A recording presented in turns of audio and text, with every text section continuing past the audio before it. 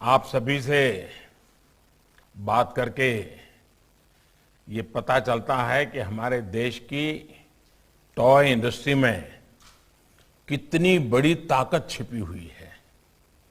इस ताकत को बढ़ाना, इसकी पहचान बढ़ाना आत्मनिर्भर भारत अभियान का बहुत बड़ा हिस्सा है। ये हम सभी के लिए आनंद की बात है कि आज हम देश के पहले टॉय फेयर की शुरुआत का हिस्सा बन रहे हैं। टॉय फेयर के इस कार्यक्रम में मेरे साथ जुड़ रहे कैबिनेट के मेरे सभी साथी, टॉय इंडस्ट्री से जुड़े सभी प्रतिनिधिगण, सभी कारीगर भाई बहन, पेरेंट्स, टीचर्स और प्यारे बच्चों, ये पहला टॉय फेयर केवल एक व्यापारिक या आर्थिक कार्यक्रम भर नहीं है। ये कार्यक्रम देश की सदियों पुरानी खेल और उल्लास की संस्कृति को मजबूत करने की एक कड़ी है। मुझे बताया गया है कि इस कार्यक्रम की प्रदर्शनी में कारीगरों और स्कूलों से लेकर बहुराष्ट्रीय कंपनियां तक 30 राज्यों और केंद्र शासित प्रदेशों से 1000 से अधिक एग्जीबिटर्स हिस्सा ले रहे हैं। आप सभी के लिए एक ऐसा मंच होने जा रहा है जहां आप खिलौनों के डिजाइन, इनोवेशन, टेक्नोलॉजी से लेकर मार्केटिंग, पैकेजिंग तक चर्चा परिचर्चा भी करेंगे और अपने अनुभव साझा भी करेंगे। टॉय फेयर 2021 में आपके पास भारत में ऑनलाइन गेमिंग उद्योग और ई स्पोर्ट्स उद्योग के इकोसिस्टम के बारे में जानने का अवसर होगा। मुझे ये देखकर भी अच्छा लगा कि यहां पर बच्चों के लिए ढेरों गतिविधियां भी रखी गई है। मैं टॉय फेयर के इस आयोजन में अपनी भूमिका निभाने वाले सभी साथियों को हार्दिक बधाई देता हूं। साथियों, खिलौनों के साथ भारत का रचनात्मक रिश्ता, क्रिएटिव रिलेशन उतना ही पुराना है जितना इस भूभाग का इतिहास है।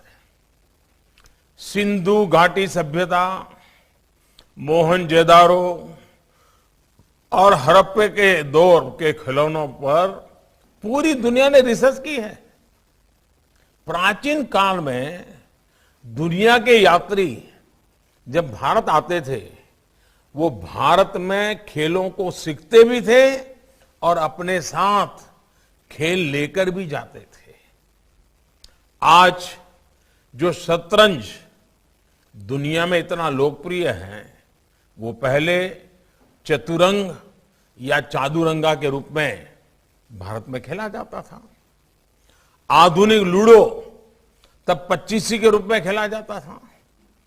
हमारे धर्म ग्रंथों में भी आप देखिए, बाल राम के लिए अलग अलग कितने ही खिलौनों का वर्णन मिलता है। गोकुल में गोपाल कृष्ण घर के बाहर अपने मित्रों के साथ कंदूक यानी बॉल से खेलने जाते थे। हमारे प्राचीन मंदिरों में भी खेलों के, खिलौनों के शिल्प को उकेरा गया है। खास करके तमिलनाडु में, चेन्नई में अगर आप वहां मंदिरों को में देखेंगे तो ऐसे कितने ही उदाहरण देखने को मिलेंगे कि मंदिरों में भी अलग अलग खेल, अलग अलग खिलौने, वो सारी चीजें वहां आज भी दीवारों पर दिखती हैं। साथियों, किसी भी संस्कृति में जब खेल और खिलौने आस्था के केंद्रों का हिस्सा बन जाएं, तो इसका अर्थ है कि वो समाज खेलों के विज्ञान को गहराई से समझता था। हमारे यहां खिलौने ऐसे बनाए जाते थे जो बच्चों के चहुमुखी विकास में योगदान दें, उनमें एनालिटिकल माइंड विकसित करें। आज भी भारतीय खिलौने आधुनिक फैंसी खिलौनों की तुलना में कहीं सरल और सस्ते होते हैं, सामाजिक भौगोलिक परिवेश से जुड़े भी होते हैं। साथियों, रीयूज और रिसाइकलिंग जिस तरह भारतीय जीवन शैली का हिस्सा रहे हैं, वही हमारे खिलौनों में भी दिखता है। ज्यादातर भारतीय खिलौने प्राकृतिक और इको फ्रेंडली चीजों से बनाते हैं। उनमें इस्तेमाल होने वाले रंग भी प्राकृतिक और सुरक्षित होते हैं। अभी हम वाराणसी के लोगों से बात कर रहे थे। वाराणसी के लकड़ी के खिलौने और गुड़िया को देखिए, राजस्थान के मिट्टी के खिलौने देखिए, ऐसे ही पूर्वी मेदिनीपुर की गलर गुड़िया है, कच्छ के कपड़ा डिंगला और डिंगली है, आंध्र प्रदेश के इटिकोपक, बोम्मलू और बुधनी के लकड़ी के खिलौने हैं। कर्नाटक जाएंगे तो वहां के चन्नपटना खिलौने अभी जो हम तो देख रहे थे, तेलंगाना के निर्मल खिलौने, चित्रकूट के लकड़ी के खिलौने, धुबरी असम के टेराकोटा के खिलौने, ये सब खिलौने अपने आप में कितने डाइवर्स हैं, कितनी अलग अलग खूबियों से भरे हैं, लेकिन सब में एक समानता है कि सभी खिलौने इको फ्रेंडली और क्रिएटिव है। ये खिलौने देश के युवा मन को हमारे इतिहास और संस्कृति से भी जोड़ते हैं और सामाजिक मानसिक विकास में भी सहायक होते हैं। इसलिए आज मैं देश के टॉय मैन्युफैक्चरर्स से भी अपील करना चाहूंगा कि आप ऐसे खिलौने बनाएं जो इकोलॉजी और साइकोलॉजी दोनों के लिए बेहतर हो। क्या हम ये प्रयास कर सकते हैं कि खिलौनों में कम से कम प्लास्टिक इस्तेमाल करें, ऐसी चीजों का इस्तेमाल करें जिन्हें रिसाइकल कर सकते हैं। साथियों, आज दुनिया में हर क्षेत्र में भारतीय दृष्टिकोण और भारतीय विचारों की बात हो रही है। भारत के पास दुनिया को देने के लिए एक यूनिक पर्सपेक्टिव भी है। ये हमारी परंपराओं में, हमारे परिधानों में, हमारे खान पान में, हर जगह ये विविधताएं एक ताकत के रूप में नजर आती हैं। इसी तरह भारतीय टॉय इंडस्ट्री भी इस यूनिक इंडियन पर्सपेक्टिव को, भारतीय विचारबोध को प्रोत्साहित कर सकती है।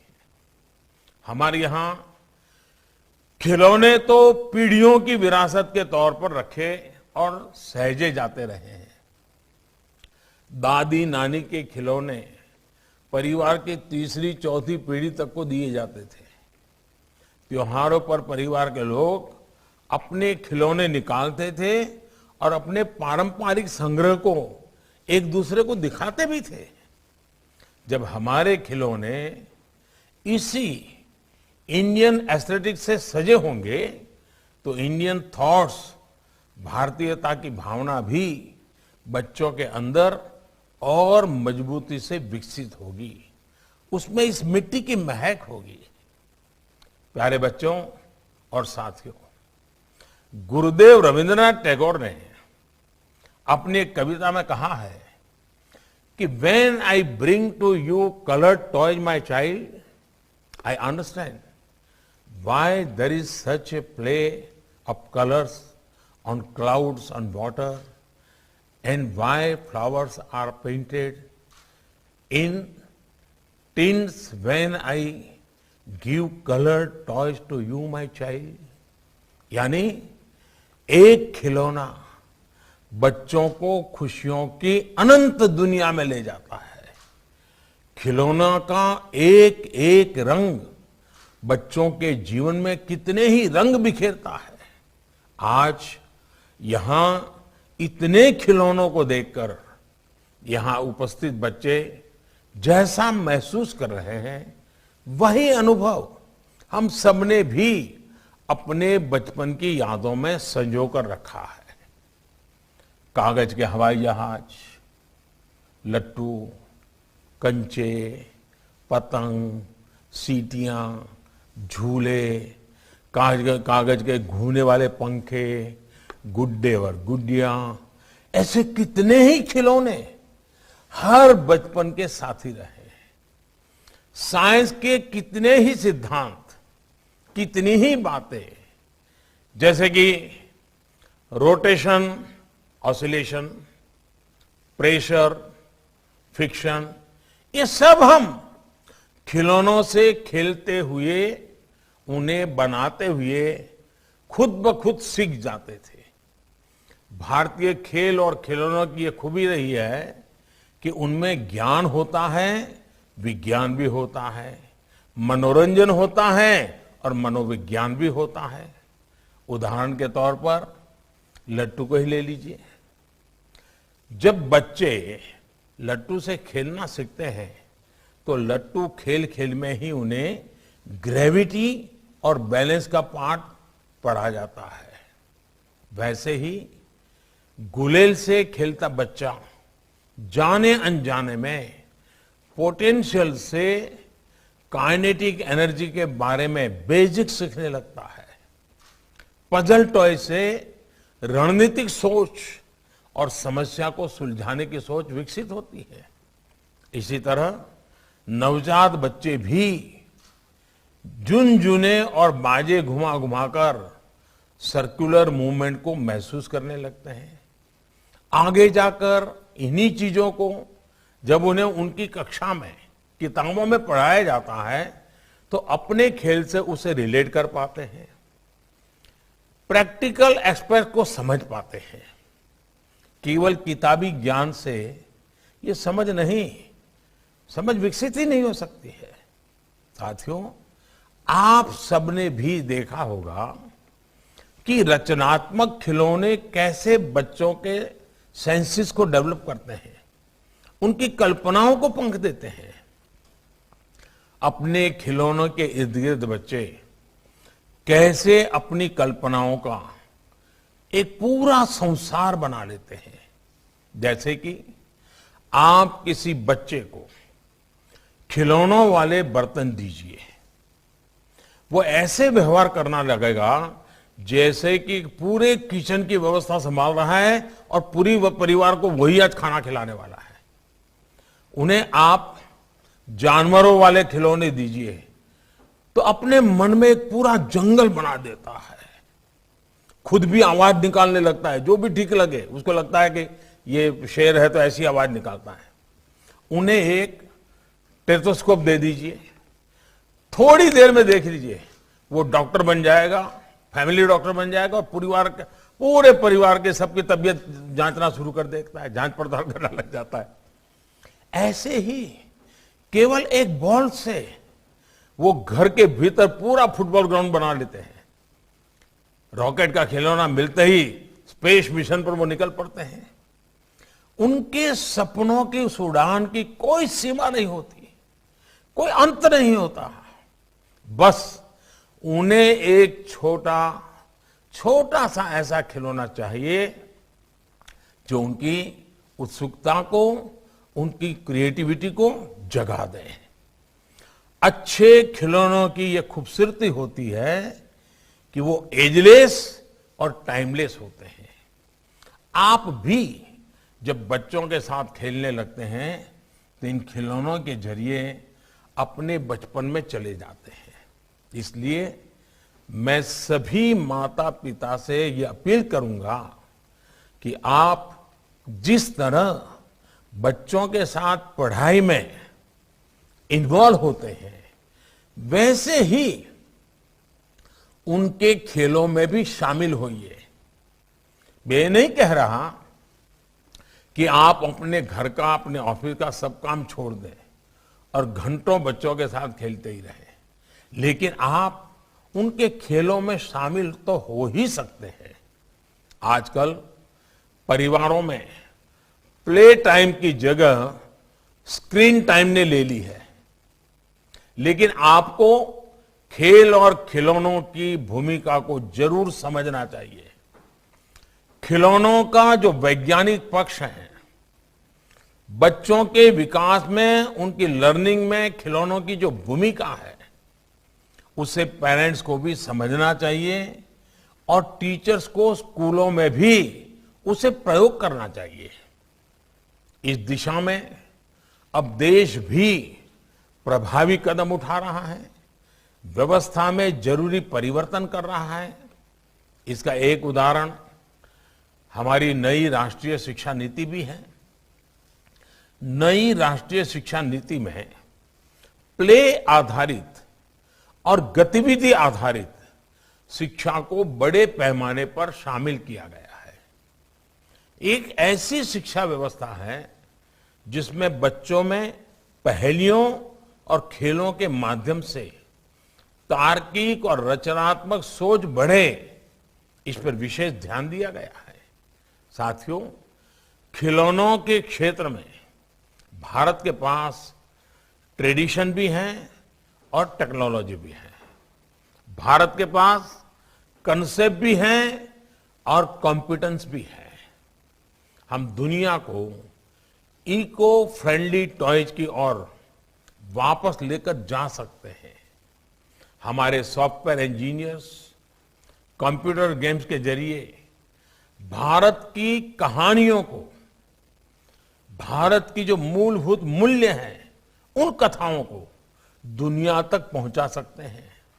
लेकिन इस सब के बावजूद $100 बिलियन के वैश्विक खिलौना बाजार में आज हमारी हिस्सेदारी बहुत ही कम है। देश में 85%, 85% खिलौने बाहर से आते हैं, विदेशों से मंगाए जाते हैं। पिछले 7 दशकों में भारतीय कारीगरों की, भारतीय विरासत की जो उपेक्षा हुई, उसका परिणाम यह है कि भारत के बाजार से लेकर परिवार तक में विदेशी खिलौने भर गए हैं। और वो खिलौना सिर्फ नहीं आया है, एक विचार प्रवाह हमारे घर में घुस गया है। भारतीय बच्चे अपने देश के वीरों, हमारे नायकों से ज्यादा बाहर के स्टार्स के बारे में बात करने लगे। इस बाढ़ ने, ये बाहरी बाढ़ ने हमारे लोकल व्यापार की बड़ी मजबूत चेन भी तोड़ के रख दी है, तहस नहस कर दी है।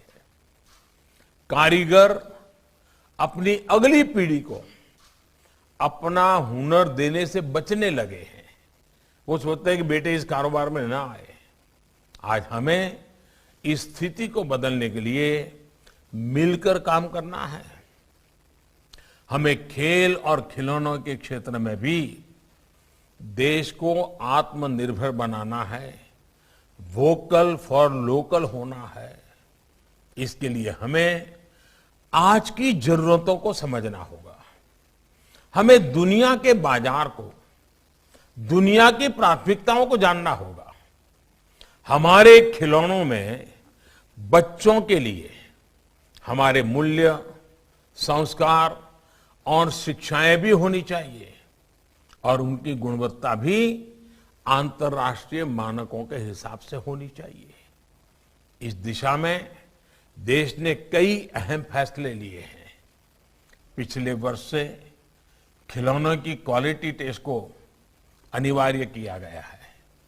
इंपोर्ट होने वाले खिलौनों की हर खेप में भी सैंपल टेस्टिंग की इजाजत दी गई है। पहले खिलौनों के बारे में सरकारें बात करने की भी जरूरत नहीं समझती थी, इसे कोई गंभीर विषय नहीं समझा जाता था। लेकिन अब देश ने खिलौना उद्योग को 24 प्रमुख क्षेत्रों में दर्ज किया है, उसका दर्जा दे दिया है। नेशनल टॉय एक्शन प्लान भी तैयार किया गया है। इसमें 15 मंत्रालयों और विभागों को शामिल किया गया है ताकि ये उद्योग कॉम्पिटिटिव बने, देश खिलौनों में आत्मनिर्भर बने और भारत के खिलौने दुनिया में भी जाएं। इस पूरे अभियान में राज्यों को बराबर का भागीदार बनाकर टॉय क्लस्टर विकसित करने का प्रयास किया जा रहा है। इसके साथ ही देश टॉय टूरिज्म की संभावनाओं को भी मजबूत कर रहा है।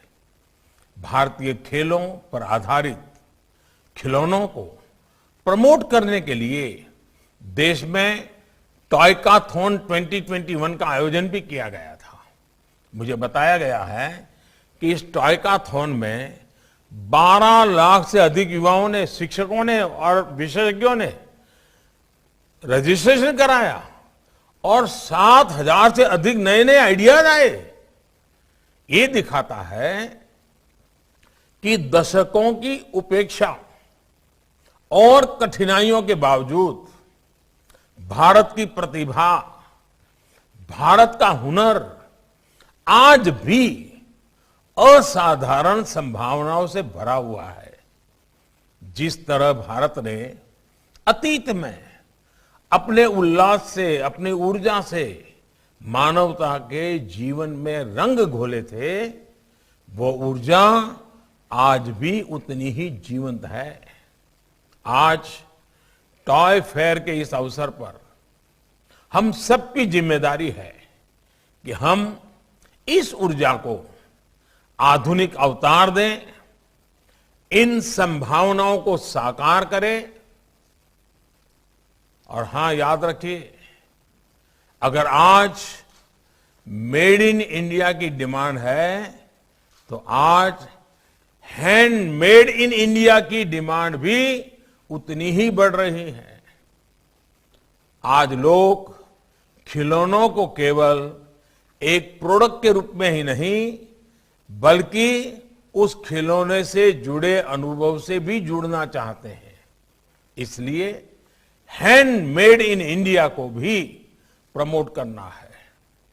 हमें यह भी याद रखना है कि जब हम कोई खिलौना बनाते हैं तो हम एक बाल मन को घड़ते हैं, बचपन के असीम उल्लास को घड़ते हैं, उसमें सपने भरते हैं। यही उल्लास हमारे कल का निर्माण करेगा। मुझे खुशी है कि आज हमारा देश इस जिम्मेदारी को समझ रहा है। हमारे ये प्रयास आत्मनिर्भर भारत को वही स्फूर्ति देंगे जो स्फूर्ति बचपन में एक नई दुनिया रचती है। इसी विश्वास के साथ आप सभी को एक बार फिर से अनेक अनेक शुभकामनाएं। और अब दुनिया में हिंदुस्तान के खिलौनों का डंका बजाना ये हम सबका दायित्व है।